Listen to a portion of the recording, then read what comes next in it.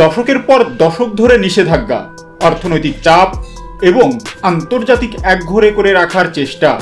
America ভেবেছিল এতেই হয়তো ভেঙে পড়বে মধ্যপ্রাচ্যের অন্যতম শক্তিধর দেশ ইরান, কিন্তু বাস্তবতা কি তাই হয়েছে? একদমই না, বরং ছাইভস্ম থেকে ফিনিক্স পাখির মতো উঠে দাঁড়িয়েছে দেশটি। আজকের ইরান আর 10 বছর আগের ইরান এক নয়।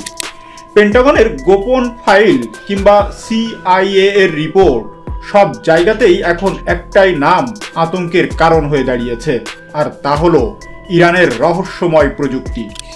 আজকের ভিডিওতে জানবেন এমন সব তথ্য যা মিডিয়ায় আপনি কখনোই শোনেননি।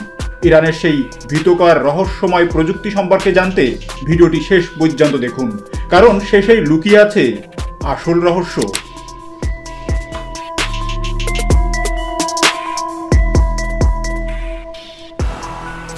আমেরিকার মতো সুপার পাওয়ার, যাদের হাতে বিশ্বের সবচেয়ে শক্তিশালী রাডার এবং এয়ার ডিফেন্স সিস্টেম রয়েছে, তারা কেন ইরানের নাম শুনলে নড়ে চড়ে বসে? কি এমন লুকিয়ে রেখেছে ইরান তাদের মাটির গভীর সুড়ঙ্গে? কেন মার্কিন রণতরীগুলো এখন পারস্য উপসাগরে আগের মতো বুক ফুলিয়ে চলতে ভয় পায়? সম্প্রতি কিছু গণমাধ্যম সূত্র জানিয়েছে যে লেবাননের হিজবুল্লাহ ইরানকে আমেরিকান GBU-39B বোমার ছবি এবং অবিস্ফোরিত বোমা সরবরাহ করছে, আর ইরান তার কিছু হাইপারসনিক ফাতাহ ক্ষেপণাস্ত্রে এই প্রযুক্তির বোমা স্থাপন করতে চায়।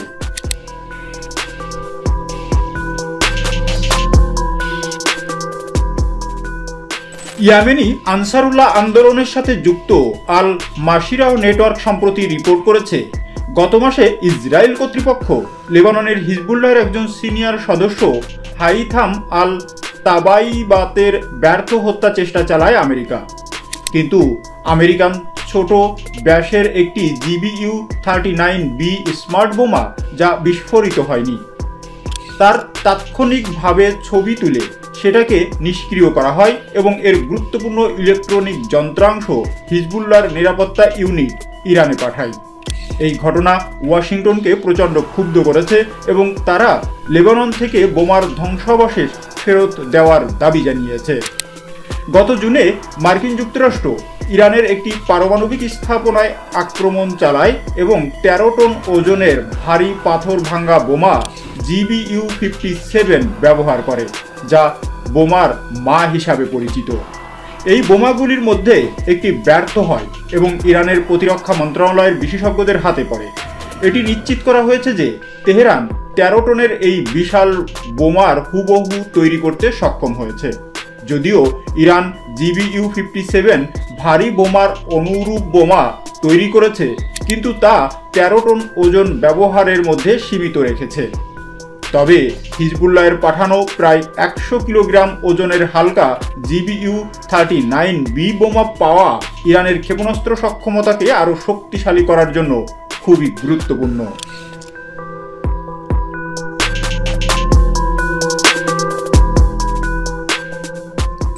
আল মাসিরাহ আরও জানায়, ইরান তার ব্যালিস্টিক ক্ষেপণাস্ত্রের ওয়ারহেডে মার্কিন প্রযুক্তির এই হালকা বোমা স্থাপন করতে চায়। ইরানের সামরিক প্রকৌশলীরা ইতিমধ্যে GBU-57 বোমার অনুরূপ একটি ওয়ারহেড ডিজাইন করতে সফল হয়েছেন, যা ফাতাহ হাইপারসনিক বা ব্যালিস্টিক ক্ষেপণাস্ত্রে স্থাপন করা যেতে পারে এবং এর পাল্লা 1400 কিলোমিটার। খোররাম শাহ 4 ক্ষেপণাস্ত্র স্থাপনের জন্য আরও উন্নত সংস্করণের কাজও চলছে, যার পাল্লা 2000 কিলোমিটার। মাঠ পরীক্ষায় দেখা গেছে যে ইরানি ওয়ারহেড বর্তমানে কমপক্ষে 20 মিটার রিইনফোর্সড কংক্রিট এবং ভূগর্ভস্থ দুর্গে প্রবেশ করতে পারে, যদিও মূল আমেরিকান সংস্করণটি 60 মিটার পর্যন্ত ভেদ করতে পারে।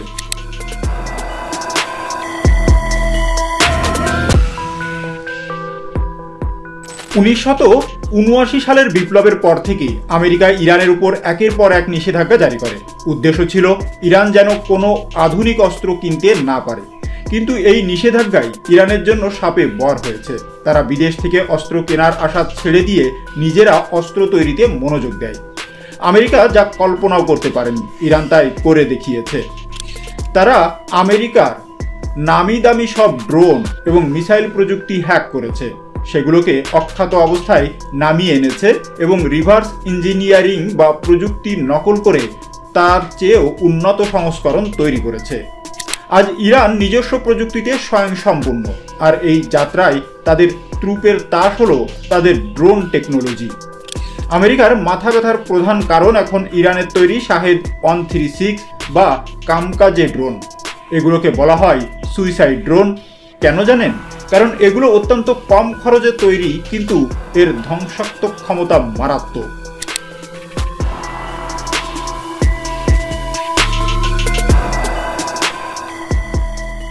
একটি মার্কিন প্যাট্রয়েট মিসাইলের দাম যেখানে 3 থেকে 4 মিলিয়ন ডলার, সেখানে ইরানের একটি ড্রোনের দাম মাত্র $20,000।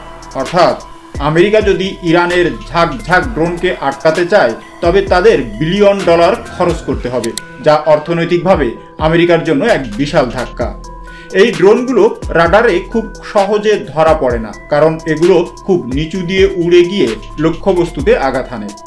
পেন্টাগন স্বীকার করতে বাধ্য হয়েছে যে ইরানের এই সোয়ার্ম ড্রোন বা ড্রোনের ঝাঁক প্রযুক্তি বর্তমান বিশ্বের যে কোনো এয়ার ডিফেন্স সিস্টেমকে বোকা বানাতে সক্ষম। ড্রোন যদি হয় আতঙ্কের নাম, তবে ইরানের মিসাইল প্রোগ্রাম হলো আমেরিকার জন্য সাক্ষাৎ যমদূত। সম্প্রতি ইরান বিশ্বকে চমকে দিয়ে উন্মোচন করেছে তাদের প্রথম hypersonic ballistic missile Fattah. Fattah শব্দের অর্থ বিজয়ী। ইরান দাবি করেছে এই মিসাইল শব্দের চেয়ে 15 গুণ বেশি গতিতে ছুটতে পারে। আমেরিকার কাছে থাকা বর্তমান কোনো মিসাইল ডিফেন্স সিস্টেম, তা হোক আয়রন ডোম কিংবা প্যাট্রয়েট, এই গতির মিসাইলকে আটকাতে সক্ষম নয়।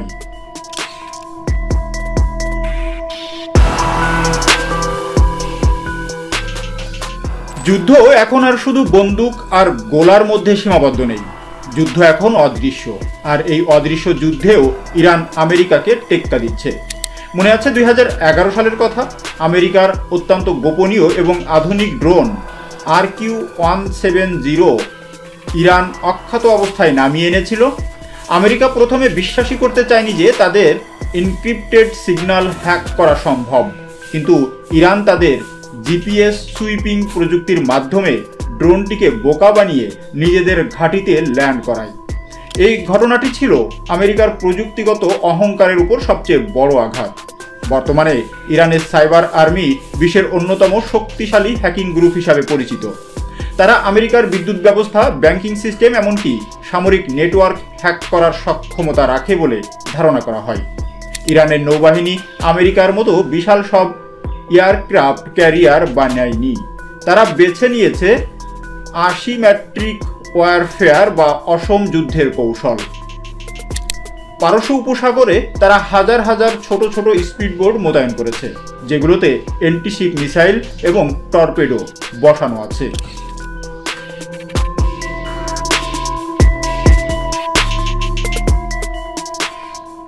আমেরিকার বিশাল রণতরীগুলো এই ছোট বোটের ঝাঁকের কাছে অসহায়, কারণ একটি বিশাল জাহাজকে ধ্বংস করতে একসঙ্গে 100টি ছোট বোট যদি হামলা চালায়, তবে আমেরিকার রাডার কাকে রেখে কাকে আটকাবে?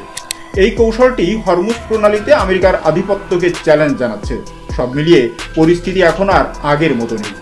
ইরান প্রমাণ করেছে যে শুধু টাকা আর দামি অস্ত্র থাকলেই যুদ্ধে জেতা যায় না, প্রয়োজন মেধা, কৌশল এবং দেশীয় প্রযুক্তি।